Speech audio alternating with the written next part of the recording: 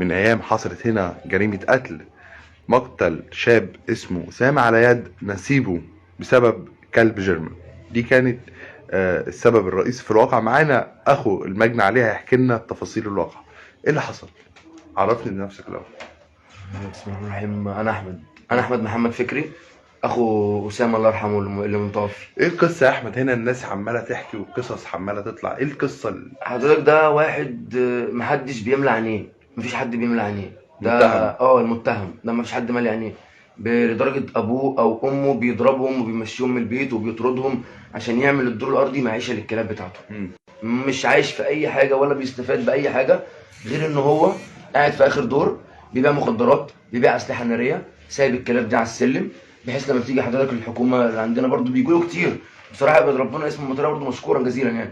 بيجوا كتير، بس هو وهم بيطلعوا الكلاب على السلم. يعني هو واخد الطريق ده. هو معاه كلب احنا مش جيرمان. عايزين نتكلم بقى في القصة دي لان دي حياته الشخصية. احنا دي عايزين نتكلم براحته. في قضيتنا. انا يعني اخويا توفى بسبب الكلب، عض مرات اخويا اللي هي تبقى اخته، وتاني يوم عض بنت اخويا. هو سايب الكلاب في البيت؟ من غير كمامه ومن غير ما يتربطه ومن غير اي حاجه، هو سايبهم على السلم. مم. بيعطلوا يعني ايا يكون اللي جاي له يعني. مم. فالكلب مره عض مرات اخويا اللي هي اخته، فاخويا كلمه هات كمام للكلاب وبتاع، وهي مالكش دعوه، وخلص اليوم ده يعني كانت مشكله بسيطه كده، ما في حتى زعيق بس. تاني يوم اخويا نايم صحي على صوت جنه بنته بتعيط والكلب عضدها من ورا. مم. نزل اخويا ضرب الكلب ومشاه، ضرب الكلب وبتاع ومشاه. يعني ساعتين ثلاثة كده وبتاع، لقينا التاني طالع من فوق السطح، وزي ما مشيت الكلب امشي انت كمان. قال له مش هروح فين؟ مش همشي. لا ده امشي. اخوك بيرد عليه؟ اخويا بيرد عليه بيقول له امشي اروح فين يا ابني؟ الكلب عض بنت اختك يا ابني، انا مش هو همشي. خد قرار ان هو مش هيدخله البيت. قال له زي ما انت مشيت الكلب انا ما امشي، ما تجيش انت، يا اما هضربك بالنار. قال له اضرب. راح ضارب على اخويا الطلقه من فوق، لا اخويا لا الطلقه ضرب بجد. فاخويا افتكروا يعني افتكروا بيهوشوا بالكلام. مم. لا، اول طلقه اتضربت بجد وبيعمر في الثانيه، واخويا راح واخد عياله وداخل تحت البيت دوت في الطلقه الثانيه. وفي الطلقه الثالثه اخويا بيبص كده برضه المهم ضرب عليه 3 طلقات. وعندنا شاهد رؤيه بدل الواحد 2 و3. وساعه ده قبل الواقعة؟ قبل الواقعه. ده اتضرب عليه 3 طلقات قبل ما اخويا يتضرب بالنار بيومين. مم. وعندنا مصاب من ساعه ال3 طلقات دولت، عندنا مصاب ببلي خرطوش ورا ودنه مم. من ال3 طلقات. بس قال لك هم طالما انا سايب مع بعضيهم وبتاع اعمل الله وخلاص. وهو راجل كبير فمش حابب مشاكل يعني، عشان هو كده كده هو على عارف. طول بيستخدم السلاح؟ على طول على طول، هو على طول كده، هو بيبيع وبيشتري كتير يعني. ف احنا كنا اصلا عايزين نمشي اخويا من البيت، بس كنا التامين اللي هو دفعه. انا كنت لسه اسالك طب ايه اللي مخليه قاعد في البيت؟ التامين اللي هو اخويا دافع 10000 جنيه تامين ل 10 سنين. مم. فكل ما يجي يخرج، طب انا عايز التامين بتاعي يا عم فلان، اللي هو عم مراته، دي شقه عم مرات اخويا، عايز التامين بتاعي، انا معيش فلوس، انا معيش فلوس. اقعد بيه وما تدفعش ايجار. كان في مهلة، كان في مهلة. اقعد بيه وما تدفعش ايجار، بس انا معيش تامين معيش تامين. فهو دي كانت حاجه مخليه اخويا معهوش برضه ولوفات ان هو يروح ياخد شقه بره والحاجات ديت. مم. فهنا حضرتك الكلب تاني بقى بعد ما الكلب مشي واخويا اتضرب عليه 3 طلقات وبتاع، هو نط من على سطح لسطح وهرب.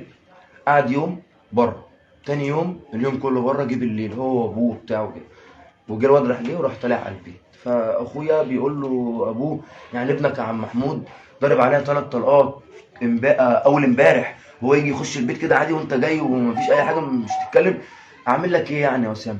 هي في حاجه جت فيك؟ خلاص يا عم دول 3 طلقات. ده والد المتهم؟ والد المتهم اللي هو حما اخويا. مم. فبيقول له يعني ضرب عليه 3 طلقات وانت بتقول لي هي في حاجه جت فيك؟ متساهل هو مع الموضوع. عشان هو ما بيقدرش على ابنه مم. خالص. على طول ابنه يعمل اي مشكله لا، هو ينزل ما ينصر ابنه. بيقدرش عليه ولا بيساعده؟ ما بيقدرش عليه، واي يعمل اي مشكله بيطلعه هو اللي ليه حق، مش هو طب اللي عليه حق. ازاي وهو عاقليهم؟ لا، اب وام بيتضربوا وبيتشتموا، والام بتتشتم، انا مش عايز اقول لك بدون ذكر اي الفاظ. الفاظ، وفي الشارع ولاد ما ينفعش يعني بس.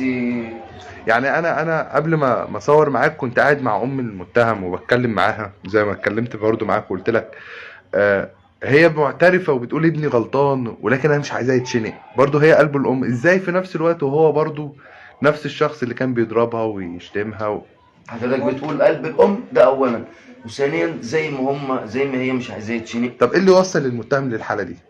اللي هو هو مدمن ايس مم. لو بغباء. الفرعونات ما لقيتش لا حد بغباء مم. يعني متعافي. عايزين نتخطى بقى الجزئيه دي، احنا مش عايزين نخش في حاجه شخصيه ليه اهو. انا برد على اسئله حضرتك اه بس. تمام. ايه اللي حصل بعد كده؟ بعد كده حضرتك اخويا، الناس طلعوا قعدوا فوق مع مصطفى دوت يهدوه، وناس قعدوا في الشارع مع اخويا يهدوه، وخلاص يا اسامه ونهدي الدنيا وبتاع، وانت بكره.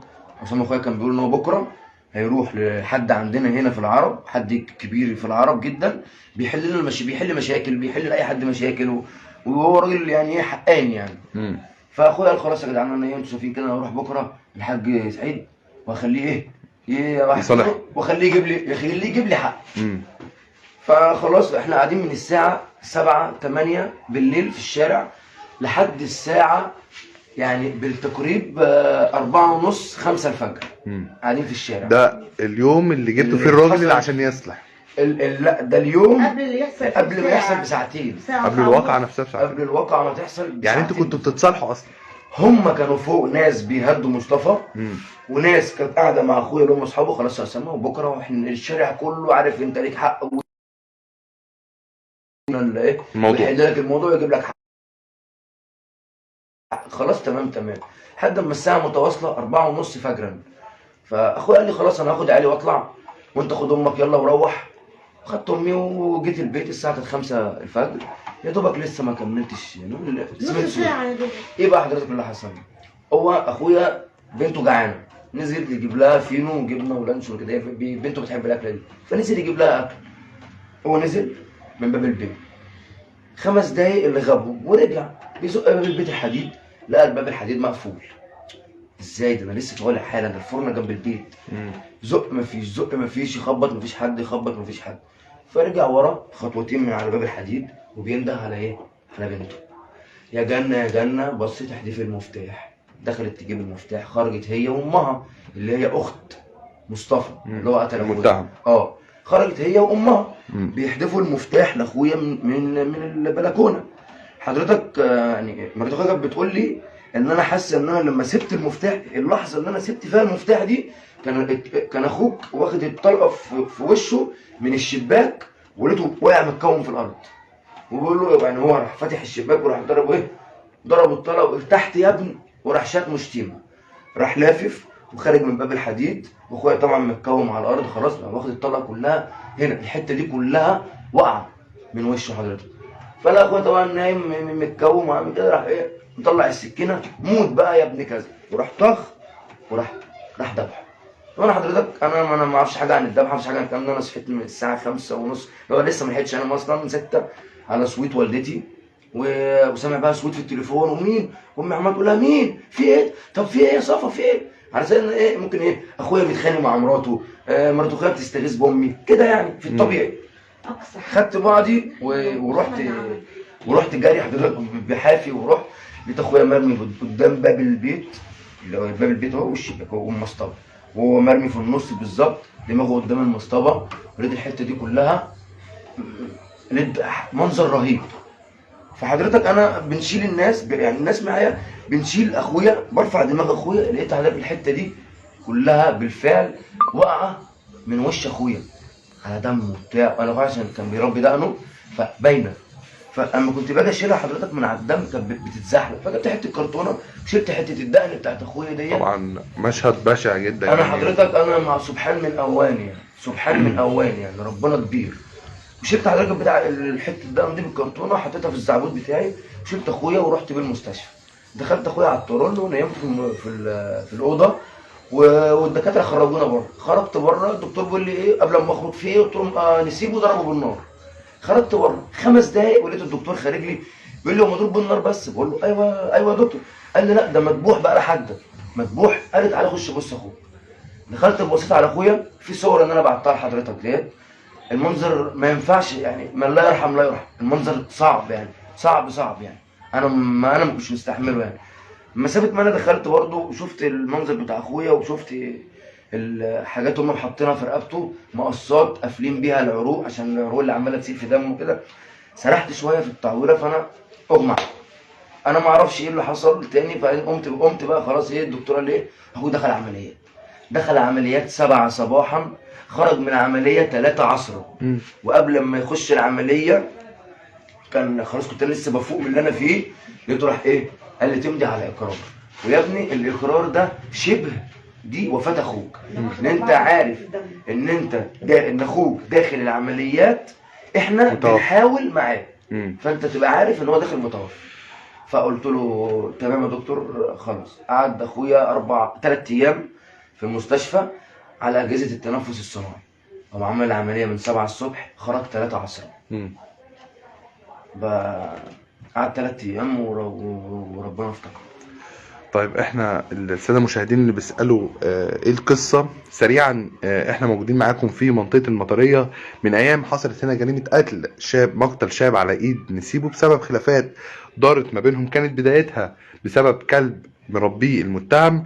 الكلب تعدى على زوجة المجني عليه وبنته، وبعد مشادات كلامية حصلت بين المجني عليه والمتهم. المتهم تربص للمجني عليه اثناء ما كان بيجيب اكل لبنته تقريبا بعد الساعه 4 الفجر، وضربه بطلق خرطوش ونحره بآلة حادة. اخيرا ايه الحاجه اللي انتوا بتطالبوا بيها كأسرة المجني عليه؟ حق اخويا، حق اخويا، وامي تعرف تاخد عذابنا. انت لسه كنت بتقول لي ان انت خاطب وفرحك في شهر 6. كان المفروض ان انا اخش في شهر 6، بس طبعا حضرتك بعد اللي حصل مفيش طبعا الا بعد الثانويه بمراحل يعني. انت دلوقتي مسؤول عن تقريبا 3 اطفال. انا اخويا عنده 3 اولاد، عنده جنه ومحمد واحد. جنه 8 سنين. تحكي لهم ايه لما بييجوا يقعدوا معاك لا، بحكي لهم كل حاجه حلوه كانت بيني وبين اخويا اللي هو ابوهم.